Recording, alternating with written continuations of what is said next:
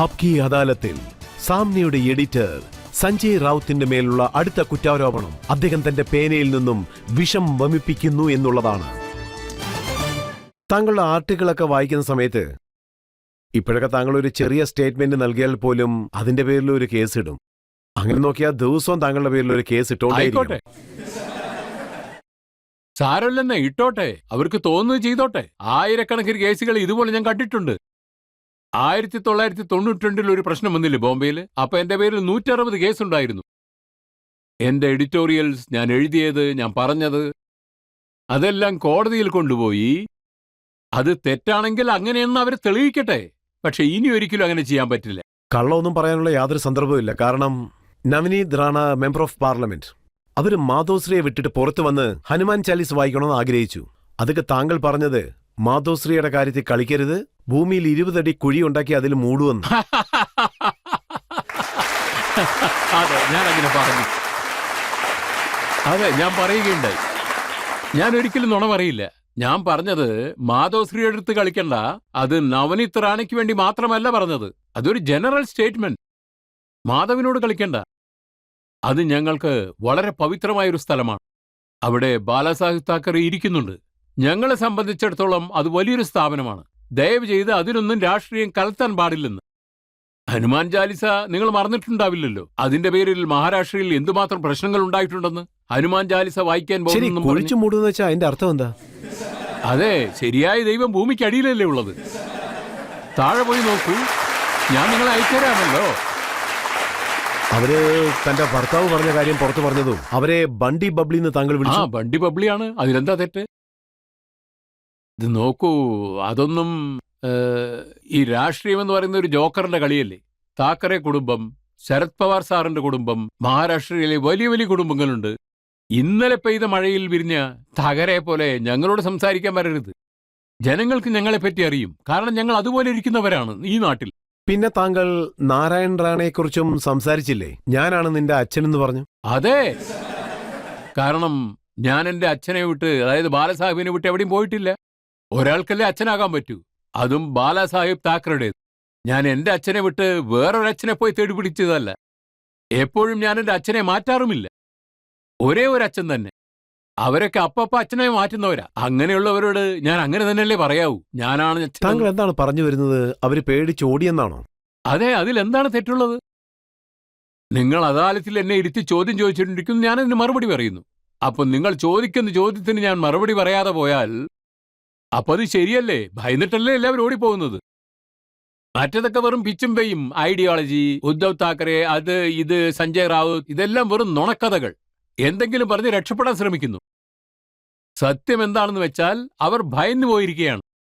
Sir, അത് രാഷ്ട്രീയക്കാരാണ്. കങ്കണ റണാവത്ത്. ശരി, അതിന്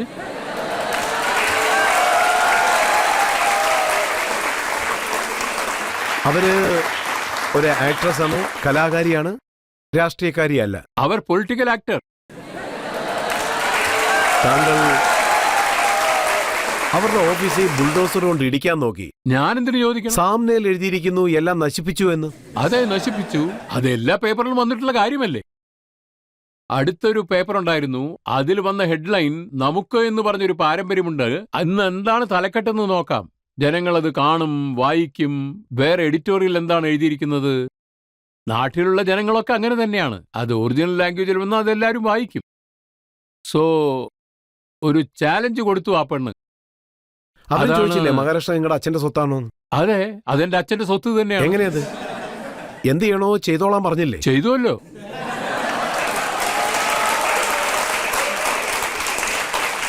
ഇത് നോക്കൂ, ഈ ഫൈറ്റ് എങ്ങനെയാണ് ഉണ്ടായതെന്ന് അറിയൂ. നിങ്ങൾ എന്ത് വേണമെങ്കിലും വിമർശനം ചെയ്തോളൂ.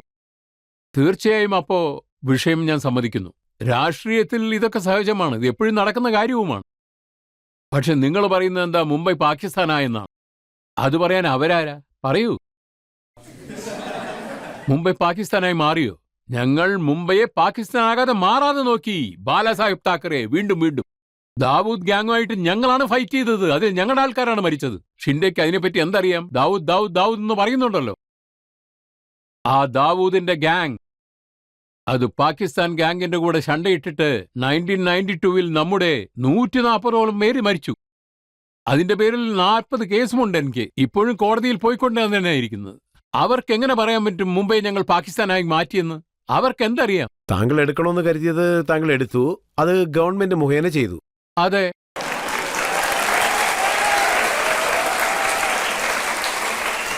നോക്കൂ, നശീകരണ സ്വഭാവം നടന്നുകൊണ്ട് തന്നെ ഇരിക്കും.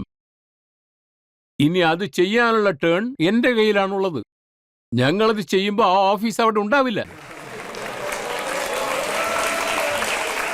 ഇല്ല, അങ്ങനെ എടുക്കുന്നതിനെ കുറിച്ച് ഞാൻ മറ്റൊരു കാര്യം അറിഞ്ഞു. ഈ വർഷം പടക്കം പൊട്ടിക്കുന്നതിനെ പറ്റി പറഞ്ഞു.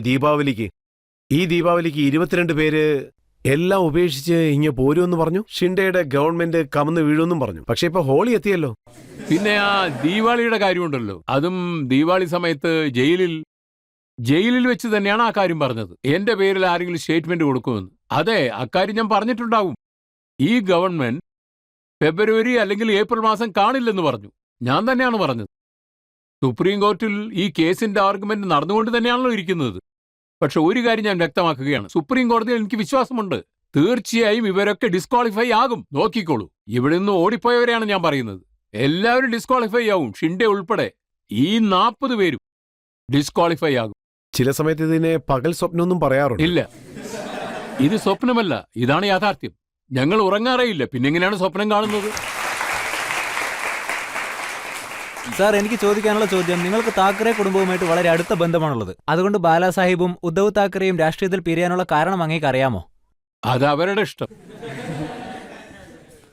വീട്ടിലാണെങ്കിലും 2-4 പേരാണെങ്കിലും അവർ വേറെ വേറെ വീട് വെക്കുന്നു. എല്ലാവർക്കും ജോലി ചെയ്യാൻ ഒരു അവസരം കിട്ടണ്ടേ? അവരൊറ്റയ്ക്ക് ചെയ്യണമെന്ന് ആഗ്രഹിക്കുന്നു, അവർ ചെയ്യട്ടെ. എന്തുകൊണ്ടാണ് താങ്കൾക്ക് ഒറ്റയ്ക്കൊന്നും ചെയ്യാൻ പറ്റാത്തത്? ചെയ്യാൻ പറ്റില്ലല്ലോ, അതെന്നെ കാര്യം.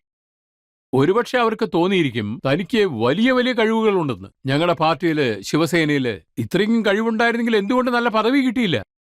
പിന്നെ സ്വന്തമായൊരു പാർട്ടി തുടങ്ങി, അതും നല്ല കാര്യം തന്നെ. ആര് വേണ്ടെന്ന് പറഞ്ഞു? നല്ല കാര്യം തന്നെ. ചില സമയത്ത് BJP കൂടെ, ചില സമയത്ത് അവരുടെ കൂടെ, ഇവരുടെ കൂടെ. അത് തന്നെയാണ് ഞാൻ പറയുന്നത്. എല്ലാവരുടെ വിചാരം ഞാൻ ക്ഷമിക്കുകയാണെന്നാ. ഷിൻഡയുടെ വിചാരം അയാൾ പ്രധാനമന്ത്രിയാകുമെന്നാ. അതേപോലെ റാണെ വിചാരിക്കുന്നത് എന്താണെന്ന് വെച്ചാ ആദ്യം CM പിന്നെ PM ആവുമെന്നാ. അതിനുള്ള കഴിവും വിദ്യാഭ്യാസവും ഉണ്ടോ? എങ്കിൽ പോയി കാണിക്കേ. പിന്നെ രാജ് താക്കറെ, താങ്കൾ പറഞ്ഞത് ശരി, എഴുതിയത് ശരി, ബാലാസാബ് താക്കറെയുടെ റിഫ്ലക്ഷൻ ഉണ്ടെന്നും പറയുന്നു. ഇത് നോക്കൂ, ജോണി ലിവർ എല്ലാവരും മിമിക്രി ചെയ്യും. പിന്നെ രാജു ശ്രീവാസ്തവയും നന്നായി ചെയ്യും. നിങ്ങൾ കണ്ടിട്ടുണ്ടാവുമല്ലോ. അതിനെന്താ പറയാന്ന് വെച്ചാ അത് കുറച്ച് വ്യത്യാസമായിരിക്കും. സുനിൽ പാൽ. സുനിൽ പാൽ. ഞാനതൊക്കെ കാണുന്നുണ്ട്. ബാലാസാഹിബിന് ഇതൊക്കെ ഇഷ്ടമാ.